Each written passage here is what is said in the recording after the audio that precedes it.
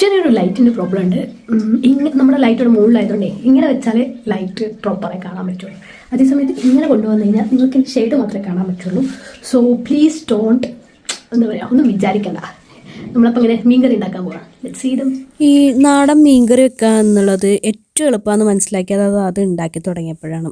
വീട്ടിലൊക്കെ അമ്മ എപ്പോഴും ഇങ്ങനെ മീൻകറി വെക്കാറുള്ളപ്പോൾ ഞാൻ വിചാരിക്കാറുണ്ട്, എന്ത് കഷ്ടമാണ് ഈ മീൻകറിയൊക്കെ ഉണ്ടാക്കാൻ, എന്ത് ബുദ്ധിമുട്ടുള്ള കാര്യമാണെന്ന് വിചാരിച്ചിട്ടുണ്ട്. പക്ഷേ അത് സ്വയം ഉണ്ടാക്കി തുടങ്ങിയപ്പോഴാണ് മനസ്സിലായത് ഏറ്റവും എളുപ്പമുള്ള നോൺ വെജ് ഐറ്റം മീൻകറിയാണ് എന്നുള്ളത്. അത് നല്ല ടേസ്റ്റായിട്ട് ഉണ്ടാക്കാൻ നമുക്ക് പറ്റും.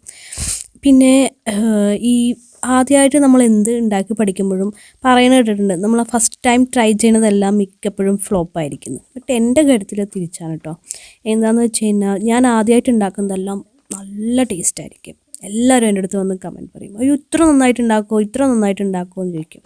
ആ ഓവർ കോൺഫിഡൻസ് കൊണ്ടാണോ എന്ന് എനിക്കറിയില്ല. ഞാൻ സെക്കൻഡ് ടൈം ഉണ്ടാക്കുന്നതൊക്കെ ഫ്ലോപ്പായിരിക്കും. അതിൻ്റെ ഫസ്റ്റിലത്ര ടേസ്റ്റ് വരാറുണ്ടാവില്ല.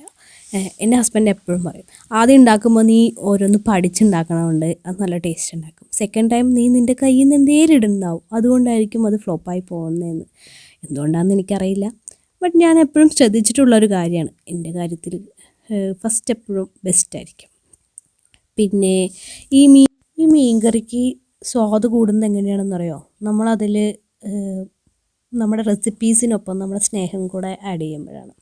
ഈ ദേഷ്യം കാരണമോ വാശി കാരണമോ നമ്മൾ ഓരോ ഫുഡ് ഉണ്ടാക്കി കൊടുത്തു കഴിഞ്ഞാൽ അത് ആർക്കും ഒട്ടും സാറ്റിസ്ഫൈഡ് ആയിരിക്കില്ല.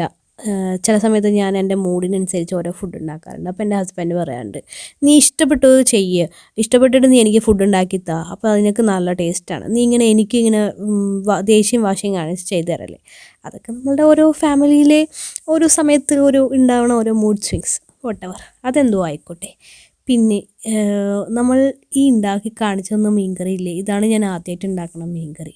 കണ്ടാൽ നിങ്ങളാരും വിശ്വസിക്കില്ലെങ്കിൽ ഇതാണ് ഞാൻ ആദ്യമായിട്ട് ഉണ്ടാക്കണം മീൻകറി.